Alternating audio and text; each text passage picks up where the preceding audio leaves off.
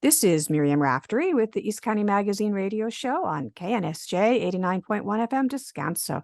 And today, my very special guest is State Senator Brian Jones. He has served in the state legislature for the last 12 years, first in the Assembly, where he served as the Republican caucus chair, and now in the state Senate.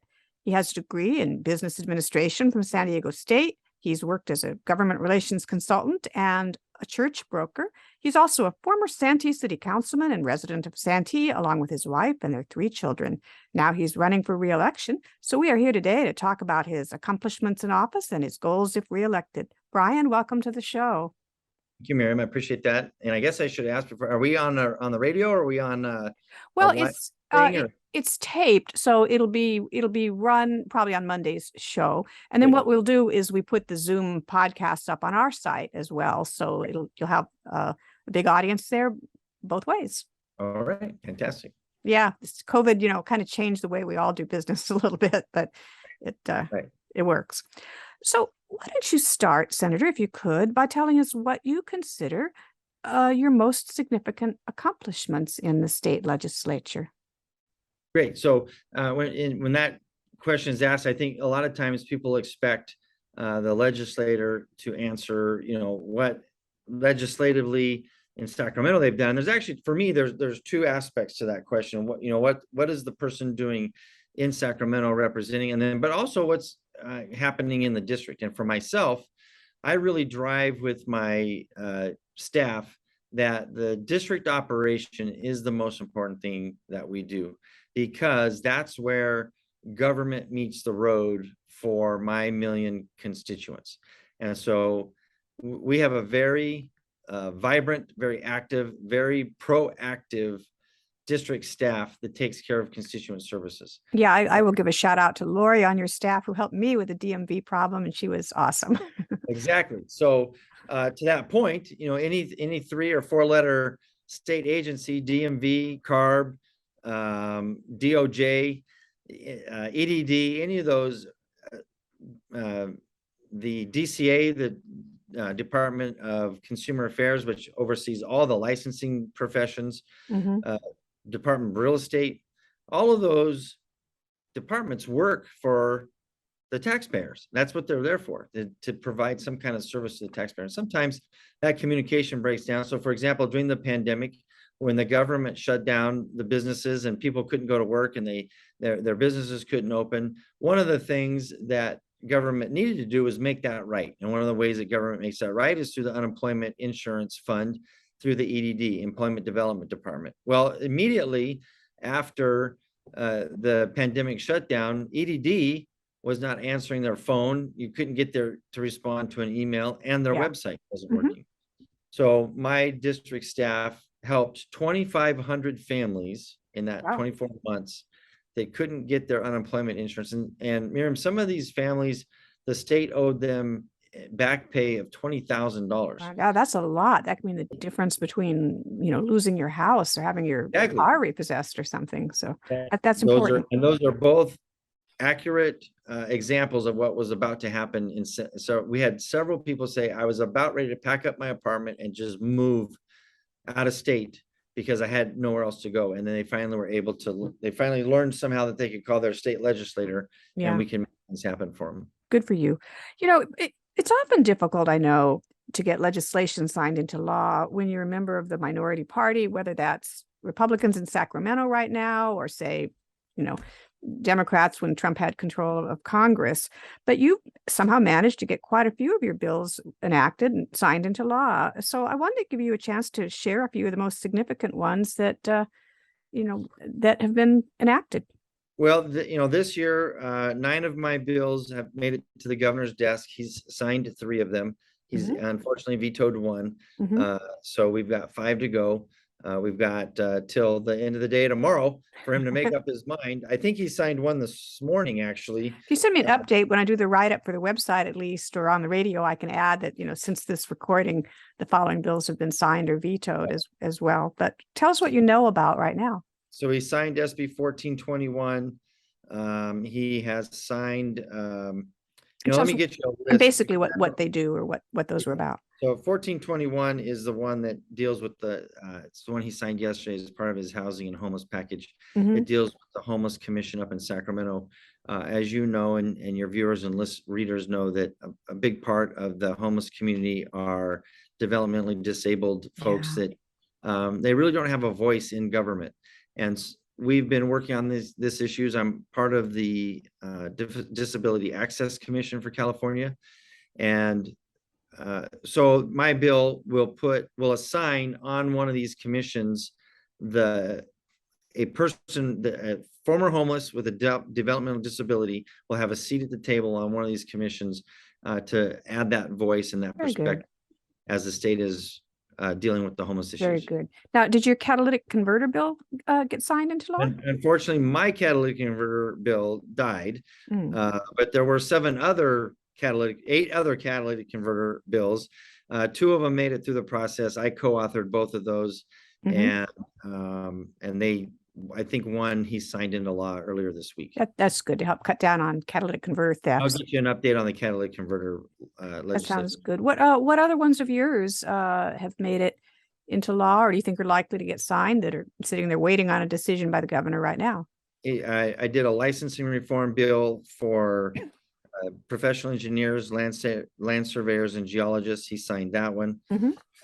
I did a bill for fiduciary continuation for seniors, persons with disabilities, and children when they have a fiduciary that, and it's a very nuanced thing. But anyways, if they're fiduciary, it becomes incapacitated for something, the courts can automatically assign a new one. I had a bill earlier in the year that he signed that helps foster kids with their healthcare needs. And earlier in the year, also a bill that helps with business owners by streamlining some of their bureaucratic paperwork. And so you'll notice I serve on the Human Services Committee. So some of my bills this year were a result of that and being on that commission as well. And then a lot of stuff is small business oriented. Super. Your opponent is Joseph Roca, and he has been critical of your stances on a couple of issues, Brian. I want to give you a chance to just respond. Yeah. One of them is climate change. In the past, you voiced skepticism over climate change, and recently you voted against the California Climate Crisis Act. I wonder if you could clarify whether your views on climate change have evolved at all as there's more information coming out, and what, if anything, would you support to reduce the greenhouse gas emissions? And we want to address the bill specifically and what your issues were with it. That would be great too.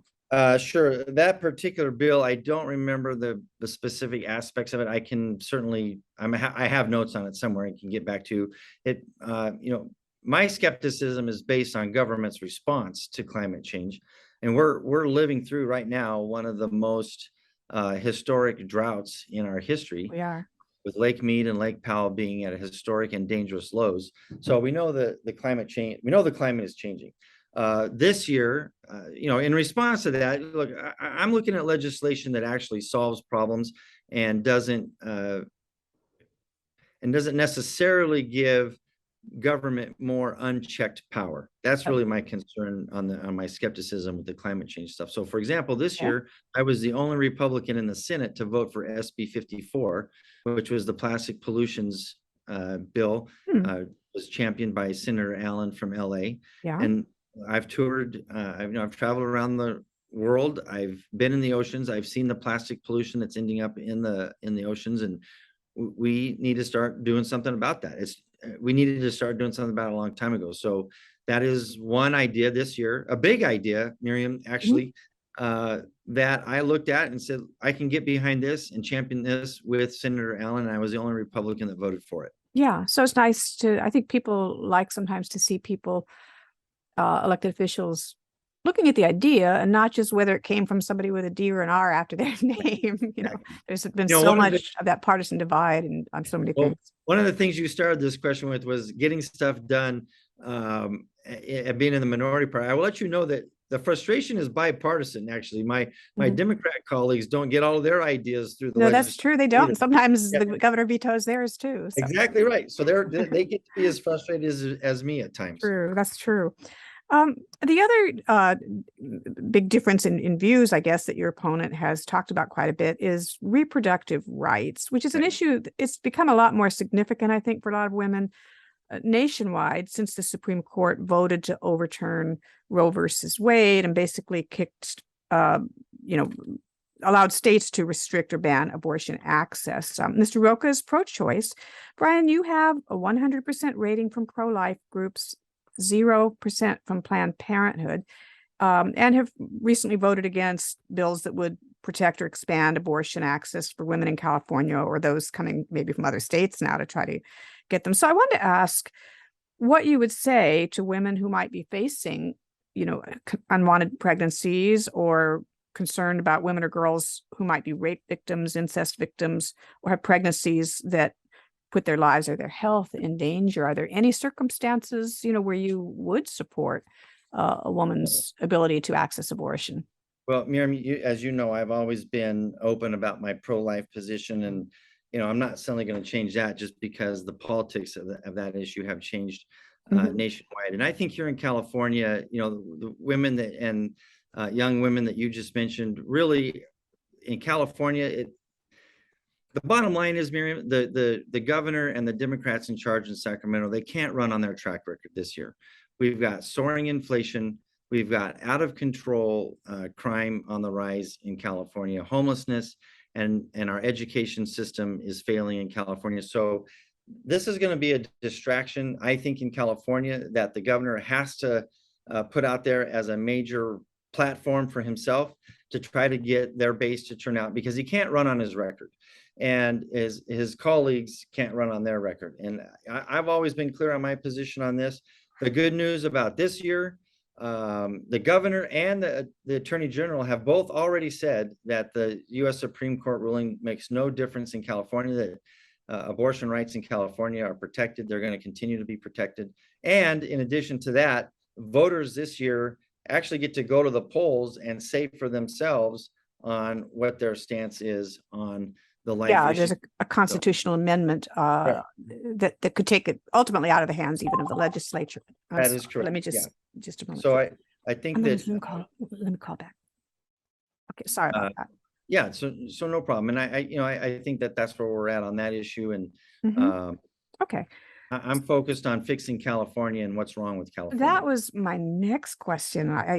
Your website says you're running to fix California and keep Californians safe, or running for re-election, I should say. I wondered if you could specifically address your ideas for reducing crime, especially keeping sex offenders from being placed in East County. We've seen that happen sometimes without even notice in Lakeside, and to try to also with the worst of the worst, the sexually violent predators, those with that designation, how to prevent a disproportionate share from being placed in East County. And I know you had a bill that didn't make it through on that, but are there any other ideas for addressing that might, have a chance to make it through? Well, Miriam, first of all, I have to compliment you and your team on those issues, because you guys have been doing a great job of covering it, but also I think more importantly, not just covering it, but being responsive to the public and the private citizens that it affects the most. You've really shown a compassion towards those people, and I appreciate that. I think nobody wants someone who's done that to be living next door to them. The problem is what do you do with them? I guess you think that would be common sense, and that would be okay. Let's check the box on this, solve it, and move on. But as you watched with my bill this year, trying to move it through the legislature, that would have actually made some legitimate positive reforms, especially in the sexually violent predator aspect of it. And as I recall, I think what it would have done was said you can't put more than a certain percentage of them in any one supervisor's district. So if they're going to let them out, they'd have to at least be evenly distributed among, so that everybody gets some of them. Yes, that was part of the original concept, and then we kind of amended it a little bit to two things that I think it did, four things, but the two things I think were most impactful was, number one, it required the governor's administration to be accountable to where these sexually violent predators end up. Currently, the way the situation works, the director of state hospitals, once these sexually violent predators are released to Liberty Healthcare, they no longer pay attention to where they're going. So my bill would have required that the director of state hospitals sign off on the placement. That way, we know that the governor knows where they are. Now, he may not know personally, but at least his his director would know. And the second thing it would do, would require the state to first find a place on state property that would be more appropriate for them to be housed. So Yeah, I know example, Diane Jacob used to say that. Can they put them on trailers at the state Right. prison sites or something? I guess governors did it. Duke Nation did it. Wilson did it. Yeah. And Schwarzenegger did it. So it's been done. There's it's precedent. possible. We could do it again. Yeah. Okay. I will keep fighting for that issue for my constituents and really, Miriam, all of San Diego County. Yeah. Yeah. I would say people statewide, really, because I'm sure we're not the only county that has the issue. There's an issue that I haven't seen talked about, but it should be of concern. And that is that the El Capitan Dam in Lakeside, which is in your district, has been rated by the state in the worst, most dangerous condition. Has been rated as having the highest possible risk of loss of life if it were to break. And we've seen at one point when I first researched this, there were 3 dams that were bad like that. And the other 2, there's been some money put forward to at least partially fix them. But I haven't seen that happen for the El Capitan Dam yet. Is there any effort being made to bring funds to the district, maybe ask the feds for some of that infrastructure money or whatever, but to make this safe, especially now that we're hearing the latest predictions of climate change, if they turn out to be true, or that we're going to see the next phase here could be more and worse storms in California. So while they always said, oh, we don't really think it's ever going to fill and break, the consequences of it are devastating. You've got the new stadium in the path of this thing. Well, not just this. I mean, there's a lot between El Cap and the stadium. Well, the El Monte Valley and you name it. Yeah. So I don't know if you saw earlier in the year, I did an article with, I believe, AP, and then they were doing a statewide story, but I met the reporter out at Lake Jennings, and we did a story. And we talked about El Cap. I missed that. It may have been when I was out of the country or I had a death in my immediate family in April. So I apologize if I missed that one. I'll have somebody send it to you. I don't remember unfortunately, I don't remember the reporter's name, but he did a really good job. And you brought up El Cap, and we talked about El Cap. We also talked about Lake Morena and Loveland and Barrett. And really, there's some precedent here in San Diego that the San Diego County Water Authority has done a great job with their reservoirs. El Cap, belongs to the city of San Diego, and you kind of hit the nail on the head. If it was at full capacity, it would be, and that's the problem, is now they're having to keep it under 50% capacity. We're in the middle of a drought. We need the water storage too. Yeah. We need to retrofit these reservoirs so we can get them back to full capacity. Yeah. And it's actually very near an active earthquake fault. I looked through historical documents, and, you once had an Indian village there and the homes were flattened by an earthquake. So it's possible. Right. So that is one of the things that's on kind of my long-term perspective, is advocating for this water infrastructure, working with the County Water Authority, because they have done a good job. They raised San Vicente. I think that tripled the volume I don't remember the exact number, but I thought it tripled. Yeah, it was the largest dam raise in the nation. I remember that much. Right. Yes. And then you remember they built new infrastructure tunnels from San Vicente to the aqueduct, so that they could move water from Livenhain, Lake Hodges to San Vicente back and forth. And so we need to be able to do more of that. And we need to retrofit these reservoirs so that we can increase our capacity here in San Diego County and continue doing a good job for our constituents here. Yeah, hopefully also make them safer. Right, exactly. And I'm sure in addition to San Vicente, San Diego County Water Authority signed historical agreements with farmers in the Imperial Valley to buy water from them. Yeah. Without fallowing their land, and then also relined the American Canal, so that we were losing a lot of water through seepage there, and the San Diego County Water Authority has fixed that. So San Diego's done a great job on the waterfront. They've got the pure water thing now too, where they're doing the water recycling. So they're kind of doing. And I don't say everything they can, but an awful lot more than many other places. Right. I don't know if you've been out to Santee Lakes in the last couple of months, but they're in full construction mode out there. They're moving dirt and. Oh, what are they building? The pure water. Oh, the pure water. Okay. Yeah. Okay. Yeah. I've had Mike, one of our reporters, has been out covering that, but I haven't personally been out there in a while. Yeah, they're moving full speed ahead. Very good. Senator, what else would you like our audience to know that I haven't specifically asked you about here? Well, let's see, we covered constituent services in the district. We covered being able to get legislation done in Sacramento from the minority party. I think, one of the things we talked briefly about me being with the governor yesterday in San Francisco. And I think, yeah, what was that all about? That was your listeners and your viewers is, I'm doing my very best, even as a Republican in the minority party, to reach across the aisle and be as effective as I can and work in a bipartisan manner so that I can give the best representation that I can to my constituents in San Diego County. So the governor signed 2 housing bills yesterday in a public press conference. What will they do? They are both I'll have to get you the details on this because they kind of are. One is SB6 by Caballero and one is AB 2011 by Assemblymember Buffy Wicks. They both deal with housing and rezoning commercial property and allowing for more houses to be built in commercial zones and areas that were previously underutilized and have because of online purchasing and the change in retail habits. Yeah, good idea.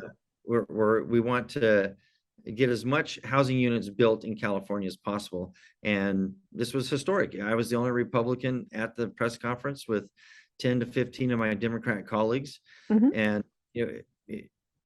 we're moving the ball in the right direction. And it takes both Democrats and Republicans working together. And as the caucus chair for the Senate Republicans, it's my job to find ways that we can work with the governor and the majority party to do positive things for all of Californians. And that's what I will continue to work on.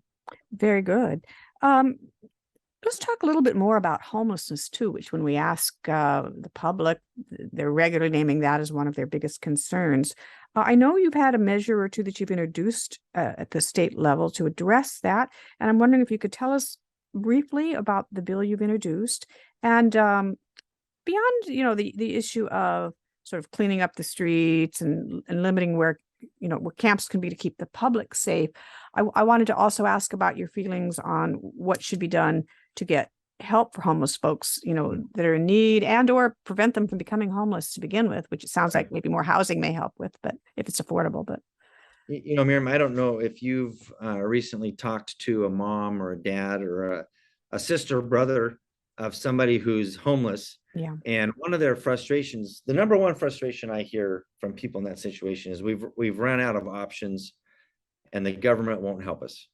And then they follow that up with my brother or my son needs to be compelled to get help. As long as we let them do whatever, they're not in a mindset to be able to make rational decisions for themselves. So the governor, it sounds like the governor was his care court idea that I guess just got pushed through, it'll roll out next year, would allow local jurisdictions to compel somebody to go into, especially for mental health services. Yes, exactly. So that's where I was going on this. In homelessness, the biggest part of homelessness right now, Miriam, are certainly there's people that are down on their luck and run some financial difficulties. That's certainly part of the homeless community. But right now in San Diego County, especially, there's many resources available for people that that know where they are, how they got there, and they know they need help to get out. And San Diego is doing a great job through the county, through the nonprofits that are available for that, doing that. But a lot of people right now are in a mental health state, either because of drug addiction or mental illness or some other mental capacity that they've been in this situation too long, and they're at a point in life where they're just not capable of making a rational decision for themselves. So I supported the care court. I think that's a step in the right. It's a small step, Miriam, but it's a step in the right direction.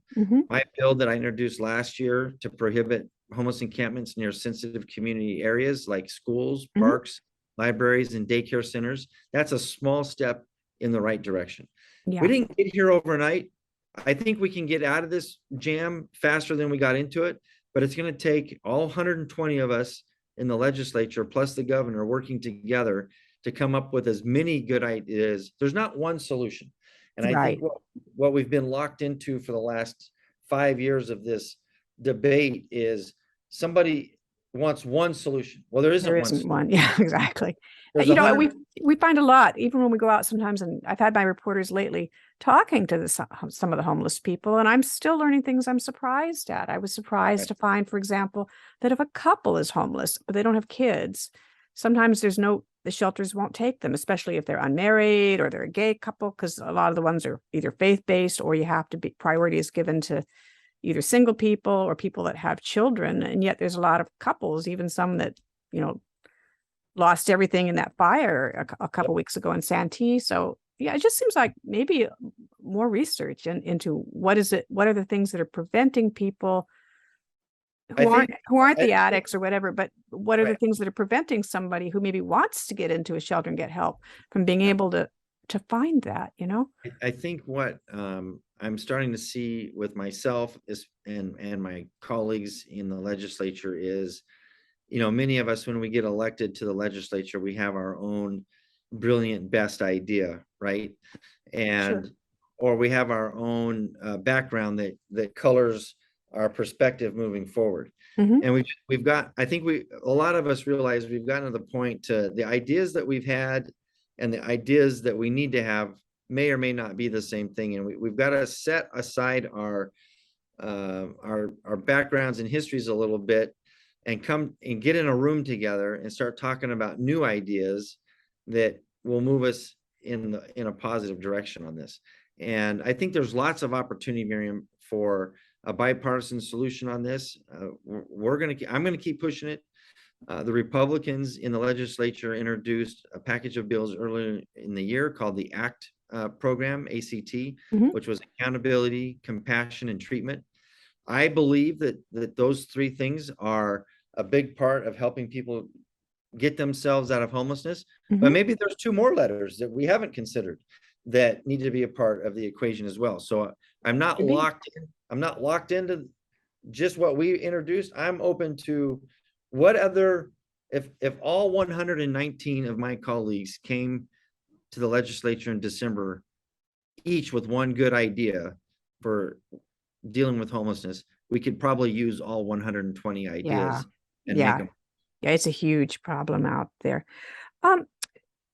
Senator, I wanted to give you a chance to tell us what endorsements you have that you're most proud of, and also where can people find more information about you. And folks, if you tuned in late, we're speaking with Senator Brian Jones about his reelection campaign.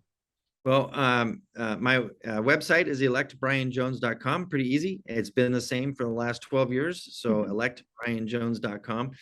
We're having some technical issues. I guess nowadays on our whatever's going on, you got to put www in front of it. I thought we'd all gone past that, but www.electbrianjones.com. And look, my endorsements are, what I'm most proud about them is they're broad ranging. So I'm endorsed by many of our local elected officials, mayors, council members, water board members. I'm endorsed by NFIB, the National Federation of Independent Businesses, which is a small business organization. East County Chamber, saw that one come in. East County Chamber, I've got that one. Cal Fire, California Professional Firefighters, PORAC, the Police Officer Research Committee in Sacramento, San Diego Police Officers Association, El Cajon Police Officers Association, San Diego Deputy Sheriff's Association. So I've got law enforcement and firefighters, first responders that know that I'm working in a bipartisan manner in Sacramento to provide the very best pay and benefits for them, but then also to make sure that they're equipped and ready to handle the emergencies that show up in our communities. For example, we've expanded the number of helicopters in San Diego County, firefighting helicopters and police helicopters. I co-authored a bill with Mike McGuire from, I think he's in the 3rd Senate District up on the North Coast in California, to expand the number of CAL FIRE firefighters by 1,100. Wow. Unfortunately, that's back to the original question, being frustrated. That bill was held in committee, but he and I are going to continue working on it and getting it. They're definitely overworked. We've been seeing stories come out about high rate of PTSD now in the wildland firefighters, and suicides and things like that, because they're being asked to just go away for months at a time as the fires get bigger and worse. So good to see efforts to address that. And I think it's incumbent upon all of us to show our appreciation to all of our first responders, firefighters and police, and police especially over the last couple of years have really come under a lot of pressure for national things that really aren't part of the California conversation when it comes with our post-certified police officers. Our police officers in California have the best training nationwide, and there's no comparison to the training our police officers get to what other states do, and we have the best, and we need to show them that we appreciate them. Very good. Well, Brian, I really want to take the time to thank you for joining us today on the East County Magazine radio show on KNSJ 89.1 FM Descanso. I'll let you have the last word today. Is there anything else that you want to add that we didn't ask you about?